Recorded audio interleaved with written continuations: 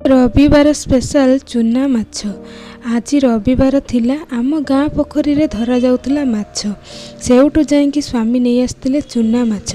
चूना माछ देखिकी मो मन तो बहुत खुशी होता कहीं चूना माछ मोर फेवरेट। बड़ माछ कार कार फेवरेट किंतु मोर चूना माछ फेवरेट। आपण मानकर जदि चूना माछ फेवरेट सांग माने कमेंट रे निश्चय जणेबे। चूना माछ देखिकी शीघ्र बसी पड़े चूना माछ को बनैया।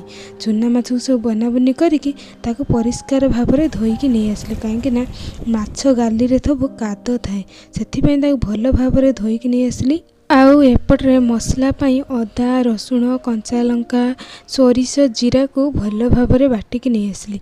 माछ दिहरे हलदी आ लुण गुलेकी ताको किछि समय रेस्ट रे रखिदिली। तापरे कड़ईटे गरम करी सोरिष तेल देकी चूना माछ गुड़ा को अल्प अल्प करिकी पूरा भाजिकी बाहर करने। माछ गुड़ा पूरा गोटा गोटा थिला, बहुत बढ़िया सुंदर भाजी होता। माछ भजा सैला परे माछ को सब आ गोटे जगह को बाहर करनी। कड़ई गरम करी तेल देइथिली। तेल रे पियाज पकईकी पियाज को भल भाव में भाजी। तापरे पकईथिली अदा रसुण रो पेस्ट। तापरे सब हलदी गुंड लंका गुंड जीरा गुंड धनिया पाउडर स्वाद अनुसार लुण और हलदी पकईकी कषिथिली। तापरे पकईथिली टमाटो बाटा।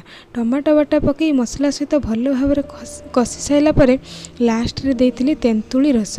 तेंतुली रस आउ टिके पानी दे कि भल भाव में फुटई देथिली।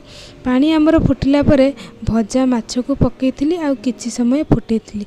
पानी आमर टिके सुखी गला परे रेडी ही गला चूना माछ चड़चड़ा।